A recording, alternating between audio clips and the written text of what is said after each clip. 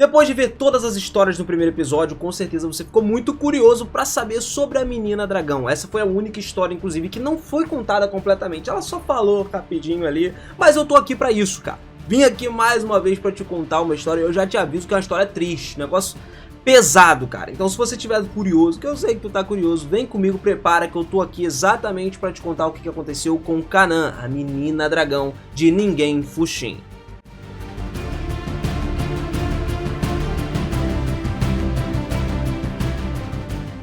Fala, seus otakus, beleza? Eu sou o Binas e sejam muito bem-vindos a mais um vídeo aqui do canal. Galera, a gente vai começar falando um pouquinho do passado dela, né? Bem lá da infância. A gente sabe que a orgulhosa raça de dragões tem o dever de servir aos humanos que se tornariam heróis e ajudar a salvar o mundo. Porém, temos um problema.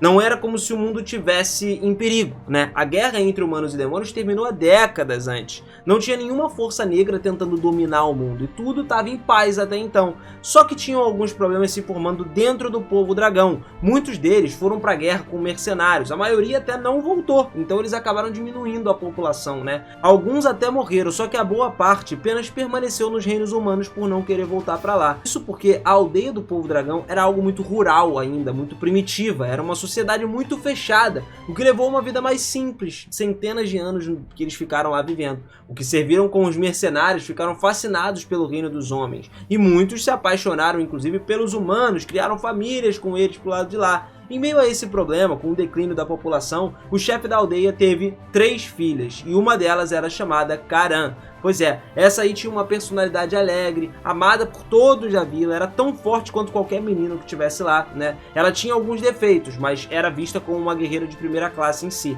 Era apenas uma questão de tempo antes que ela começasse a mostrar interesse pelo mundo humano. Por mais forte que ela fosse, isso acontecia apenas nessa pequena sociedade aí. Ela queria viajar por todo mundo, testar a sua força, aumentar ela cada vez mais, e foi atraída pelo dever do povo dragão de servir aos heróis que a gente tem comentado, falou lá no início. Ela decidiu então deixar a sua aldeia, só que a Karan, cara, se preocupava sobre uma coisa.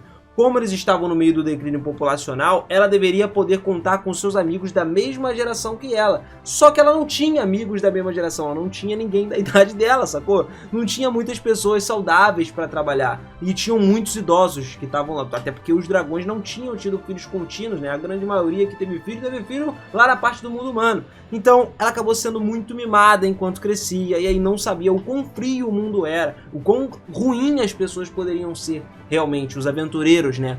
Uma breve passagem de tempo que a gente teve então, a gente viu onde a Karan já estava mais velha um pouco. Ela balançava sua grande espada nas mãos, mesmo com uma casca dura de Shirobashisa, que é justamente um monstrengo lá. O monstro não conseguiu se proteger dessa cortada da espada dela, que a espada da Karan era realmente muito forte, né? Por mais que ela fosse super pesada, a Karan era forte o suficiente para carregar ela. Mas não foi apenas um golpe normal, né? A parte onde o monstro foi cortado também foi uma parte queimada. E essa era uma técnica especial da Karan, que usava sua Dragon Bone Sword com proteção divina de um dragão de fogo para queimar o seu oponente. Alguns homens até cumprimentaram ela depois disso aí, né? Pegaram as facas e tal, começaram a desmontar habilmente esse próprio monstro aí para extrair materiais dele. Esse monstro, ele parecia um besouro, só que prata, grande, era um pouco diferente, era real. Só que para você conseguir danificar, você precisa de um poder mágico, tem que ser muito poderoso para isso. Nem todos podem fazer esse tipo de coisa, e isso é o que torna a recompensa desse monstro também muito boa, por isso que eles estão lá querendo pegar. A sua tesoura e o exoesqueleto eram duros, como se fosse ferro, maciço, sacou? Era como, sei lá, fosse uma resina, então eles valiam um bom preço. E Karan e o seu grupo estavam numa dungeon conhecida como India Rebai no Tsubo. Essa dungeon aí tinha muitos inimigos poderosos como o Shirobashisa, né? Que era esse monstro aí. E era conhecido por ser lucrativo aos aventureiros. Quem completava essa dungeon largava dinheiro na mão. Só que, galera, como ela chegou até ali? Bom, depois que a Karan deixou a aldeia, como a gente estava falando, ela pegou carona na cidade do labirinto justamente numa caravana de mercadores, aonde ela serviu como guarda. Em um lugar como Terem, por exemplo, que tinham pessoas fortes que aceitavam estranhos, era algo perfeito para ela. Mas a Karan não sabia muito sobre o mundo, ela não era uma pessoa muito inteligente ainda nesse quesito. Ela não sabia, por exemplo, como ganhar dinheiro, e lá ela precisava de dinheiro para sobreviver. Então ela recebeu ajuda de uma party que era liderada pelo guerreiro Carioso. O Carioso, por exemplo, era um homem louro, bonito, de aparência jovem, né? Aquele jovem bonitinho que no final das contas acaba contigo. Caralho, o maluco é brabo. Ele então foi lá e salvou Karan, que não sabia se diferenciar de esquerda ou direita, né? E deu a ela um bom lugar para ficar. comida, deu trabalho, deu tudo. Os outros parceiros também eram importantes para ela. A Karan ficou extremamente grata por encontrar essas pessoas. Ela só tinha uma pequena reclamação. Karisu não deixava ela fazer nenhuma das tarefas, sempre deixava para os outros fazerem. Acho que isso para qualquer um seria uma bênção, né? Você não precisava fazer nada. Só que aí, no caso dela, virou um problema, né? Vocês vão entender por que mais pra frente. A Karan era uma guerreira esplêndida, ela lutava muito e foi abençoada com um bom físico e dedicação para continuar trabalhando duro. Ela não tinha problemas em passar pelas dungeons de rank C, por exemplo, que causava muitos problemas a aventureiros mais novatos, mas apesar da sua força, ela não tinha nem 15 anos de idade, não se sentia bem em colocar outras pessoas para trabalhar do jeito que eles trabalhavam. Só que ela estava feliz que as pessoas estavam confiando nela, mas ainda se sentia um pouco confusa por dentro por causa disso. Quando Karisu colocou a mão no seu ombro e disse "conto com você", a hesitação da Karan desapareceu por completo. Ela queria fazer tudo o que pudesse para ajudar ele, cara. Isso aí é que foi o erro. Karisu jogou Karan contra um monstro muito poderoso, só que ele prometeu ajudar ela, um suporte de Joji, que era um feiticeiro robusto, especializado em magia de fogo, e também de Bamu, que era um sacerdote, ele um pouco narcisista, mas fazia um trabalho bom. Para Karan, esses dois eram parceiros muito importantes, então quando eles pediram para confiar neles, a Karan decidiu nem parar para pensar, ela simplesmente ia agir de olhos fechados por ele. O boss dessa dungeon que eles estavam era Pototsuneko. Esse boss aí, tava esperando lá no último andar, era um inimigo problemático. Qualquer aventureiro que derrotasse, inclusive esse cara aí, era visto com respeito. O grupo deles geralmente caçava em dungeon de rank D, só que eles foram para uma dungeon de rank C. E enfrentar uma dungeon, um boss da dungeon de rank C, era algo imprudente de se fazer, principalmente no nível deles. Ataques fortes que perfuravam as escamas, um sacerdote que podia curar venenos poderosos, agilidade para acompanhar os movimentos rápidos e habilidade de liderança eram o que eles tinham que ter para não se descuidar na hora H ali e não perder nada. Tu não poderia derrotar esse monstro sem as habilidades individuais de um grupo que eram necessárias para fazer isso, mas tinha uma maneira segura de vencer essa cobra aí. Muitas pessoas não sabiam sobre isso, ou pelo menos nem fariam isso. O lance é que Karan agarrou o enorme pote onde essa cobra estava se escondendo e tacou ele tão forte quanto podia. Ela caiu e a cobra saltou de lá com uma expressão enfurecida. Só que a cobra que estava no pote estava atrás da pessoa que derrubou ela de lá de dentro, basicamente focando em Karan. Ela atacou de frente como se estivesse tentando engolir Karan, só que a Karan conseguiu defender usando a espada dela enorme, que a gente sabe qual é. O povo dragão é muito mais forte do que o povo humano, isso aí sem sombra de dúvidas. Então a cobra como aquela não era nada comparado um guerreiro adulto dos mundos dos dragões. Só que a Karan ainda estava crescendo, mas ainda podia repelir os ataques dela, ela conseguia. Então Karisu gritou ao Joji que atirou uma bola de fogo no monstro. A cobra, que estava focada na Karan, recebeu um golpe direto na cara. E ela olhou para os aventureiros com uma expressão ainda mais irritada. E logo depois algo estranho aconteceu. O corpo da cobra começou a brilhar numa cor verde venenosa. Ninguém sabia o que era, aliás. A gente sabe que a Karan não entendia muito sobre isso. Ela, mesmo sentindo uma estranha inquietação no peito aí, o Karisu chegou lá e acalmou ela, falando que não era nada demais, que era só pra assustar, né, e tal. Só que ainda tava contra a cobra. Embora essas escamas estivessem impedindo que ela conseguisse fazer os cortes ou causasse muito dano nos monstros, o plano com o qual eles concordaram era que Karan servisse como isca e parasse os ataques da cobra, que aí o Joji apoiava com a magia de fogo e o Bamu lançava magias de suporte, né, no Karisu para ele se fortalecer para que ele pudesse derrubar a cobra com um único ataque. Ou pelo menos esse era o que ela imaginava. Karan chamou por ele, mas ela não olhou para trás, tá? Porque ela confiava nele, ela deixou acontecer. Enquanto o Karan estava ocupado lutando, os homens, meteram o pé silenciosamente, começaram a recuar. Foi aí então que a cobra abriu tanto a boca que quase quebrou inclusive a própria mandíbula dela e espalhou uma névoa de veneno verde sinistra. Quando essa cobra do pote estava mais ameaçada ainda, o que acontece é que ela espalhou o veneno em torno de si mesma. Esse foi um veneno muito poderoso que a cobra criou justamente dentro do pote ao misturar o seu próprio veneno com vários insetos venenosos e flores encontradas nessa dungeon. Mas esse também era o ponto fraco dela. Como era mantido dentro do pote, uma vez que ela fosse usada, a cobra não poderia usar esse veneno novamente por um bom tempo. E esse veneno também serviria como energia para a cobra, que ficava mais fraca cada vez depois de usar ele. Então existem algumas maneiras de lidar com isso. Você poderia matar ela com um golpe antes que tivesse a chance de usar o veneno, ou então lançar uma forte magia de defesa anti-veneno, né, no caso, ou sacrificando a sua vanguarda. Então Karan não conseguia se mover porque ela foi atingida por isso. Ela mal podia ouvir o que o Karisu estava dizendo, porque o veneno atingiu ela. O Karyosu ficou surpreso ao ver como a Karan estava, mas havia algo que precisava ser feito contra a cobra. A cobra ficou inerte depois disso, ela começou a ficar mais fraca, assim como a Karan também estava ficando. Então Karyosu deu o golpe final na cobra, habilmente cortou qualquer coisa que pudesse vender dela e levou com ele. Foi quando a Karan pensou, pô, esse aí era o plano, né, de derrotar essa cobra. Eles apenas mantiveram um segredo de mim, justamente para que eu não tivesse medo desse veneno dela. Agora que acabou, eles vão me curar, vão me salvar, beleza. Só que isso não aconteceu, galera. O Karyosu e os outros simplesmente partiram sem piedade.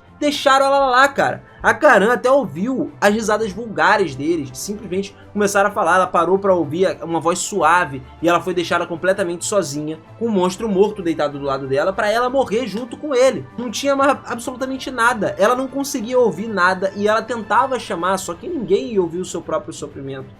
24 horas depois, né, 24 horas se passaram e a Karan conseguiu acordar. O corpo dela gritava de dor, mas ela não podia ficar deitada para sempre, ela tinha que se levantar e sair dali. Ela olhou em volta, só que tudo que ela conseguia ver era cadáver, né, era cobra morta lá. Assim, nem mesmo cadáver material, ela via tipo presas, peles, coisas que foram removidas dessa cobra. Tudo que restou foram basicamente os tristes restos dela. Karan ficou extremamente desapontada com isso. A tristeza de ter sido traída pelos seus parceiros era muito maior do que a felicidade de sobreviver. Ela pensou que teria sido melhor até ela desmaiar e morrer sem saber o que realmente tinha acontecido, né? Que a verdadeira coisa era tudo falsa ali e tal. Só que ainda assim ela foi salva. Pelo que? A Karan então tocou no seu peito e sentiu algo. Quando a Karan deixou a sua aldeia, basicamente o chefe deu a ela coisas que poderiam ser descritas como tesouros secretos. Primeiro, era a Dragon Bone Sword, né, a espada que ela usou, que não era apenas uma grande espada, né, ela foi forjada com uma combinação de ferro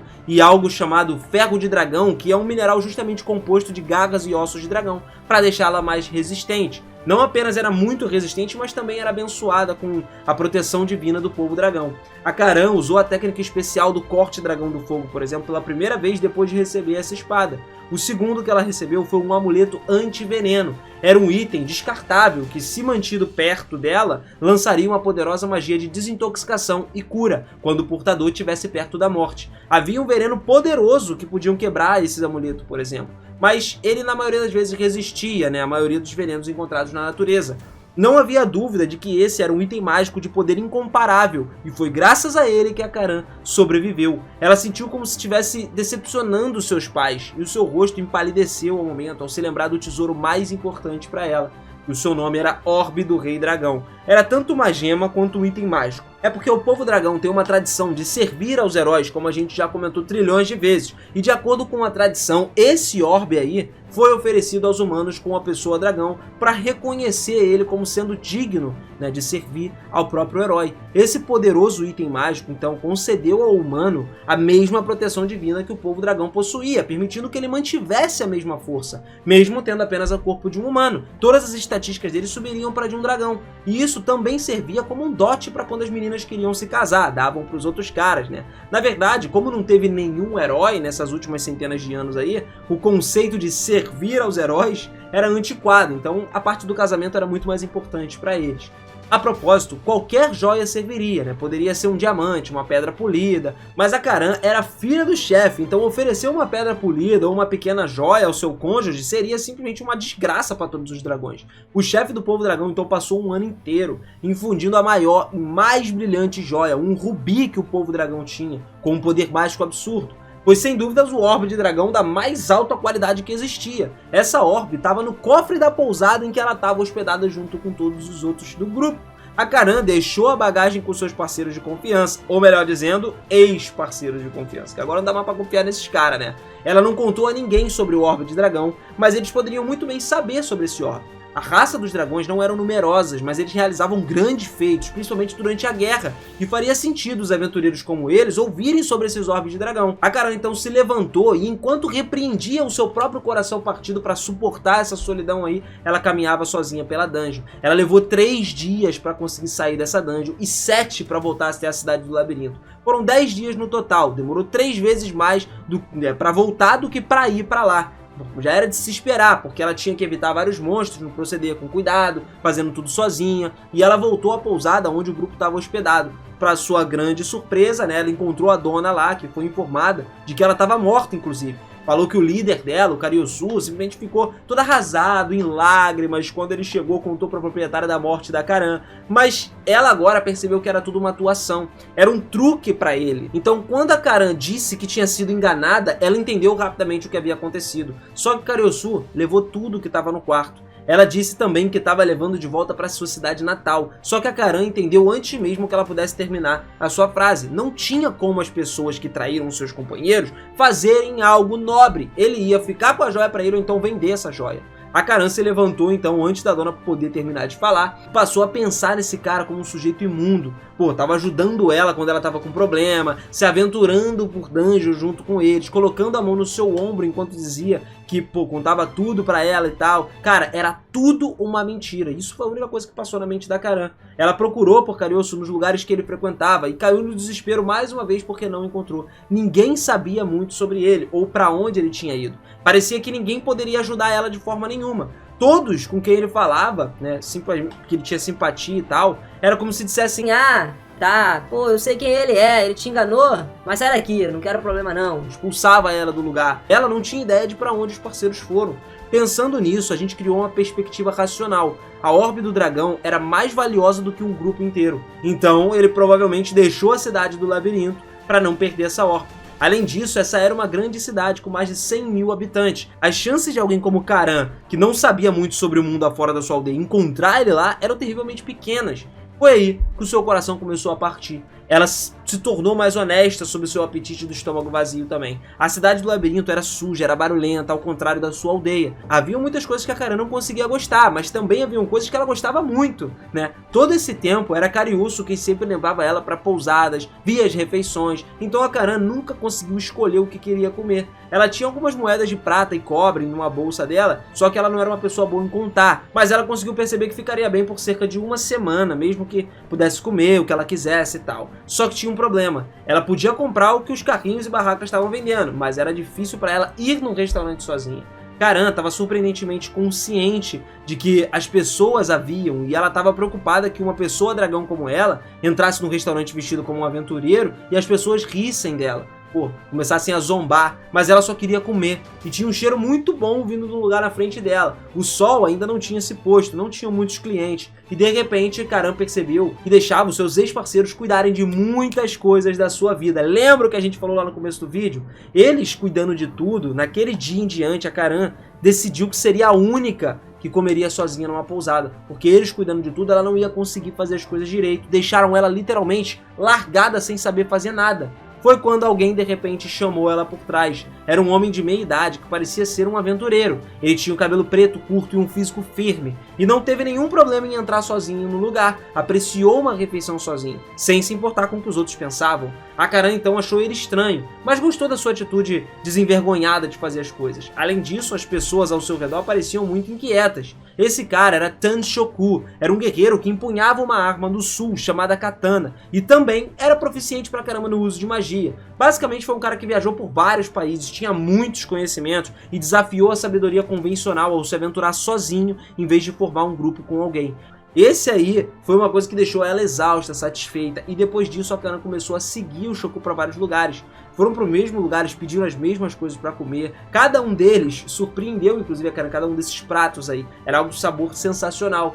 Ninguém tratou ela mal por causa da sua aparência miserável. As coisas ficaram realmente fluindo bem. Isso porque Shoku escolheu deliberadamente lugares que recebiam aventureiros forasteiros. O Shoku estava bem ciente de que a Karan estava seguindo ele. E embora normalmente seguir um aventureiro só levasse alguém a gritar, ele não queria fazer isso depois de ver o quanto ela gostava das comidas dos lugares. Dito isso, Shoku não tinha interesse em guiá-la pela cidade ou ajudá-la sem compensação de nada, apenas porque ela era uma aventureira sem um grupo como ele. Na verdade, colegas ali assim eram rivais e portanto inimigos, e ele não achou que fosse uma boa ideia dar a ela uma impressão de que eles poderiam fazer uma caridade ali, eles ficarem colegas e tal. Mas apenas deixá-la copiar ele não era um problema, e foi isso que ele fez. Só que aí as coisas começaram a ficar mais apertadas pra ela, porque ela começou a ficar sem dinheiro, né? Justamente porque assim, o Shoku não para de comer, ele continua indo pras dungeons, mas a Karan não. Mesmo que ela soubesse o suficiente sobre aventuras pra lembrar de onde ir, pra guilda de novatos e tal, ela precisava fazer as coisas pra conseguir o dinheiro.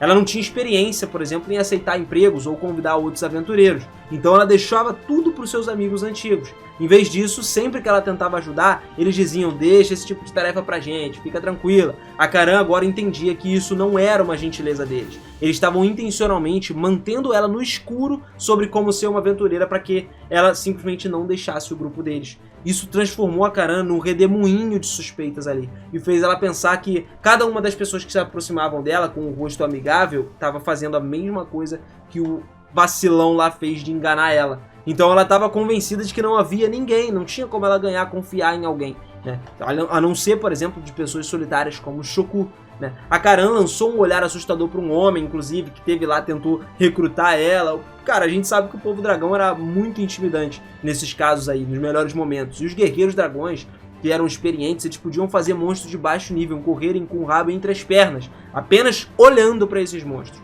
Era em si mesmo um ataque até poderoso, né?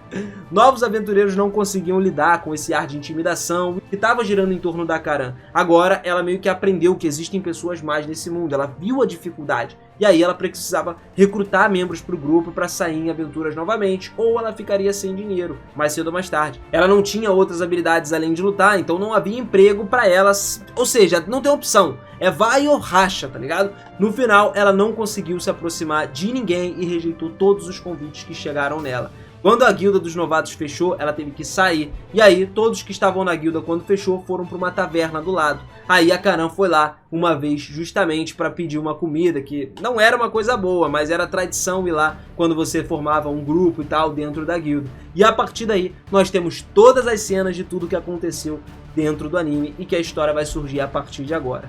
Pra falar a verdade pra vocês, eu não sei qual das histórias foi pior. Eu acredito que a do clérigo foi a pior dentre todas, mas, cara, a da Karan também me surpreendeu, tá? Não foi uma história fácil de se lidar. Me diz aí você nos comentários qual das histórias de todos eles você achou mais pesada. Eu quero saber a sua opinião, eu quero saber se você tá curtindo esse anime também, com base nesses primeiros episódios, aí o primeiro, o segundo que vai lançar, ou dependendo de quando você já tiver visto esse vídeo, já lançou, né? Eu quero saber pra caramba sobre tudo que você acha desse anime aí pra gente trocar uma ideia e saber se eu trago mais aqui. Então, não esquece de se inscrever aqui no canal e ativar esse sininho também, rapaz, porque assim você fica ligado. Assim que sair vídeo novo, tu já vai receber a notificação aí na tua tela. Tu vem pra cá pra assistir o vídeo correndo, pra gente trocar mais uma ideia maravilhosa. Tamo junto sempre, galera. Aquele beijo no coração e eu te vejo no próximo vídeo, hein? Vou te esperar lá, hein? Valeu!